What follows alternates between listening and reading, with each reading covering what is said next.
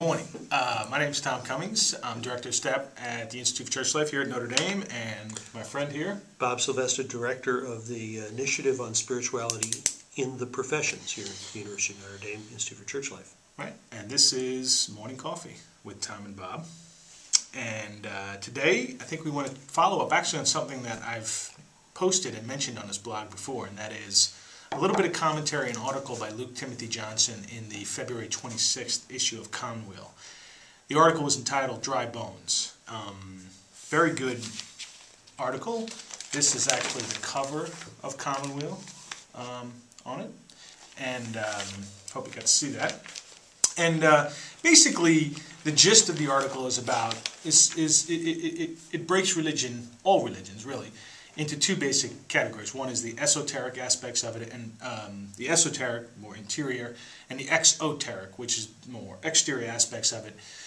So the exoteric aspects would be concerns about rules, rubrics, liturgies, and really perhaps a fundamental view of religion as having an important role in the public square, as moral giver, rule giver, and in some ways a conscience of society. All of which is basically true. Mm-hmm. What he's saying is that that aspect of religion has come to dominate over the last several decades. And if it goes too far, it's going to cut off its real lifeblood, which is the esoteric aspects of religion, which would be where mystics lie, the interior, personal quest for God, personal quest for meaning, the journeys in one's life in a completely spiritual dimension, and that these are really the lifeblood of religion, and in a sense the spirit and interior truth behind the exoteric expression of religion. And that if we allow the exoteric aspect to dominate, we are going to suffer the more important loss of the esoteric. So that's essentially what the article is about, and obviously we're going to comment on it a little bit because we thought it was a very good article, and I encourage you to find the article and read it in Commonweal. You might even want to become a subscriber. The Commonweal has a very reasonably priced online subscription. Mm-hmm. It's like $10 or something. It's not much at all, and you could read everything online. It's very good. So basically, where did this constant emphasis on exoteric aspects of religion come from? Now, we can talk about it in the American sense. I'm not interested in talking about it in a global sense. I'm primarily interested in Christianity, primarily interested in Catholicism.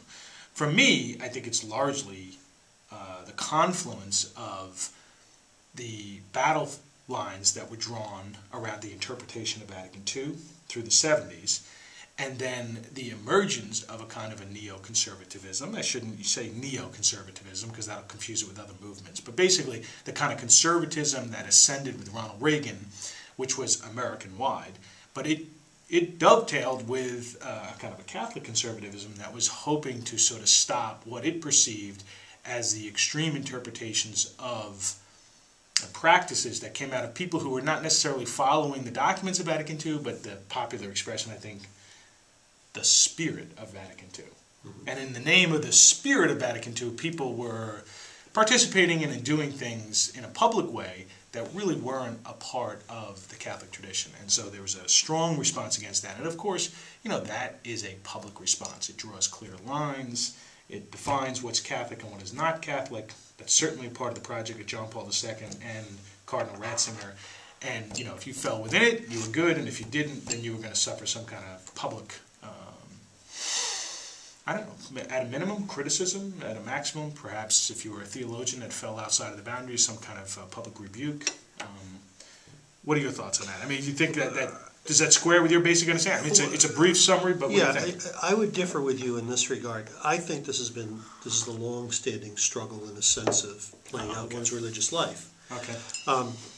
Are we governed by, if you go back, to the early beginnings of the Church and Judaism, are we governed by the rules of the Old Testament, the sort of ritual practices of the Old Testament? If you are obviously Paul, the great thing Paul talks about is the battle over circumcision as a rule.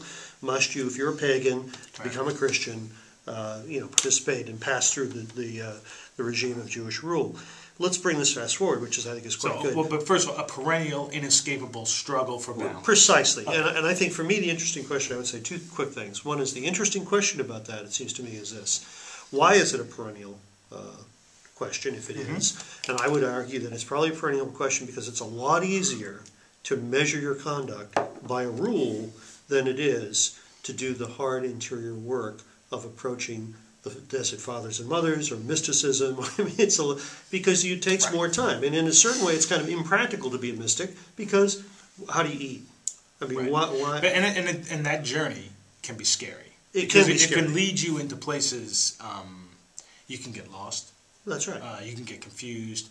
But it also can lead you to a place of radical freedom that doesn't always square with practical living. A radical freedom which is good. That's right. But it doesn't always square with kind of the practicalities of living a good life. Well, that's right. And I would say that one other thing, and I want to underscore what you just said, the exoteric life can be lived not just by conservatives. It's lived by anybody who is not putting energy into the esoteric.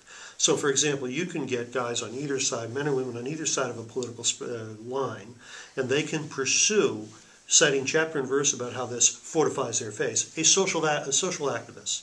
Right. Well, if you're not doing Dorothy Day's work, you're not a bona fide Christian or bona fide Catholic. Well, the fact of the matter is people are called to do different kinds of things with their life, so that can't be an applicable measure to somebody being in or out. So I think we fall into the trap of looking for the rubric, looking for the rules, which I think, and you made a point earlier when we talked about this off camera, that the esoteric actually enlivens and informs the rules, makes the rules and the rubric come to life. Right, makes it meaningful. That's right. So I think what the struggle always has been is about the capacity for people to live deeply enough in their faith that they will take on the interior journey, such that you would welcome people of no faith, all faith. And you and I talk about this often because it happens to be something that attracts both of us in terms of a story. Jesus encountering the Samaritan at the well, the Samaritan woman. She's outside the women's group because she's a kind of fallen woman with many husbands. She's a Samaritan, and he is not. Obviously, he's a Jew, and he's a man. She's a woman, and he engages her in conversation, breaking the boundaries of the formality that exists, breaking the rubric. That kind of interest in others, and that takes an interior depth, I think, to be committed to do that. Right. Because if you live by the rule, you're not doing that.